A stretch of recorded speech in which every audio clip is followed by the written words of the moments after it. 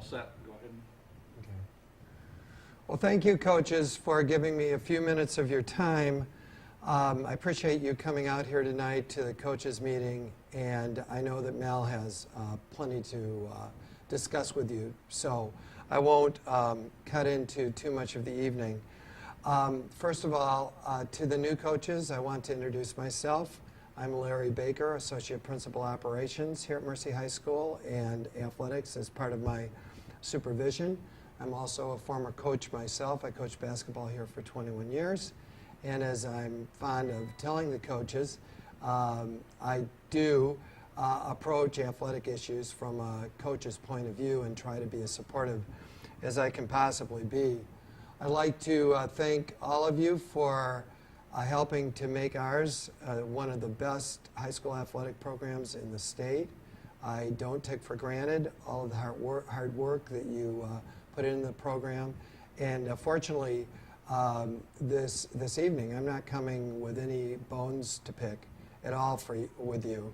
I do, however, want to take advantage of the opportunity to bring up a couple of points of emphasis this particular season. Before I do, I want to say about things in general. As I'm sure you agree, we have a terrific athletic director who's been serving the program now for many years and who does a fantastic job of running interference. So the very few issues come administration's way. You can be proactive about ensuring that things do go smoothly, especially as regards to all of the policies and regulations that govern your sport and our program. I can't emphasize enough that if you have any question about athletic policy, that you should ask Mal. If Mal doesn't know, she'll ask the league athletic director. And fortunately for us, the league athletic director can answer questions for us regarding league matters and also state high school athletic matters. So that is a suggestion I don't mind continually making to all the coaches. Now for my particular part of the agenda, I want to bring up something that we're emphasizing with the boosters clubs. This is not for coaches per se, but I want you to be aware of it. I'm going to tell you a story that I'm also sharing with the new teachers because sometimes we can get the impression that because we work at a school where the tuition is high, where the parents fork over quite a bit of money in the way of participation fees and boosters fees, that all of our families are equally affluent. And what we want to remind the boosters is that sometimes special initiatives can present a hardship or put a strain on families, and it's very awkward for them because they want to be so supportive to their daughters to raise any kind of objection. And here's where I'm coming from. I was kind of startled when we were meeting the new parents in June. I sat down with one mother who come to the new parent evening. It was a barbecue hosted by the parents clubs. And I was chatting with her, and she was telling me how simply thrilled her daughter was to go to Mercy. And what she confided, though, is that the matter had been rather touch and go. Everybody wanted her to go to Mercy. The parents, the daughter definitely wanted to attend, but they simply weren't sure if they could swing it financially. And after a long, hard talk, she and her husband had decided to actually take out a second mortgage on the house so their daughter could come. And she said their daughter was thrilled when she learned that they're going to be able to afford it. But that just was a real dose of reality for me.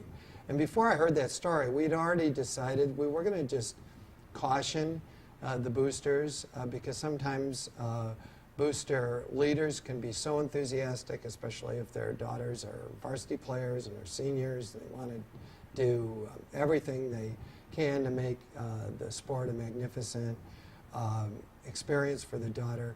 We're going to see if we can't, talk down a little bit some of those aspirations, or at least get parents to consider that there's always some kind of fundraising method or something that takes into account that fundraising and spending funds on athletics can present a burden on family members. And then the second matter that I wanted to bring up with you actually did come from last season's athletic experiences and just some experiences at school in general. We had a couple of social media experiences come up. Most specifically, it involved girls on teams who were tweeting and who were tweeting in a damaging way to the coach. And of course, we aren't going to stand for that kind of behavior. But what I wanted to clarify with you is that last year, I participated with other members of the administrative team, and we actually put into place a policy that we call our policy on interactions and communications. It prohibits bullying, cyberbullying, hateful speech or derogatory speech, retaliation against anybody in the Mercy community.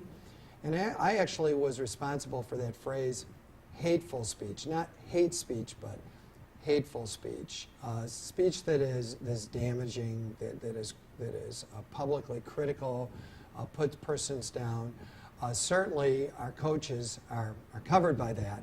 But now that this has become a school policy, it also means that the violations of this policy are dealt with at the school level. So in other words, if there is a Twitter incident or texting or there is some kind of bullying that you think is occurring on your team, it's not a matter of team discipline.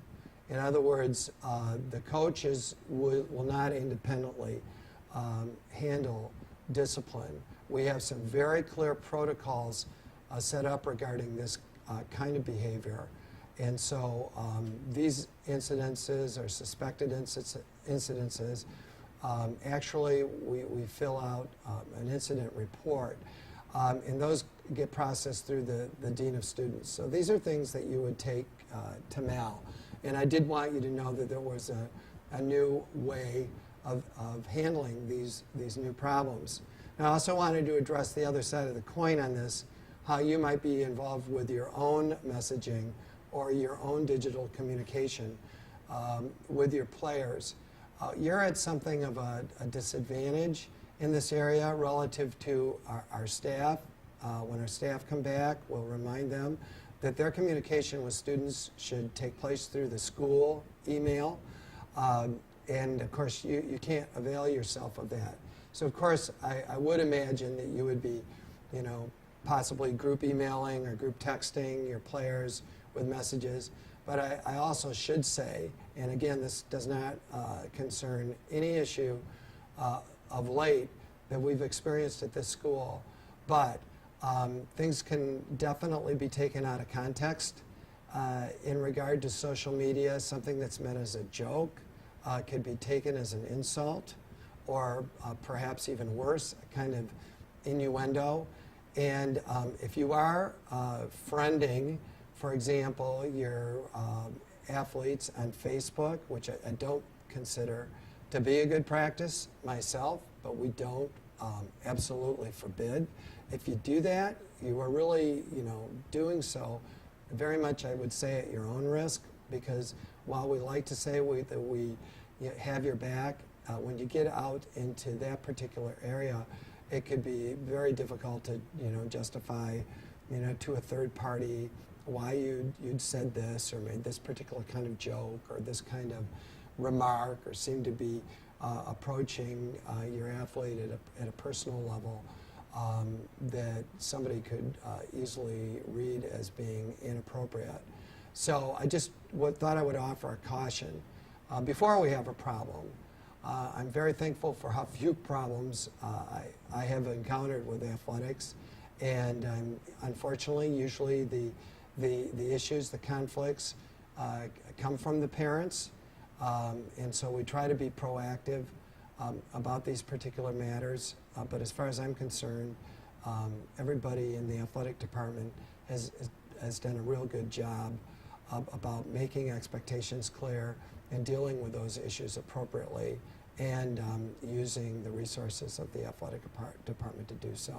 So good luck with your seasons. I look forward to seeing you at practices and at competitions, and thank you very much for giving me a few minutes of your time.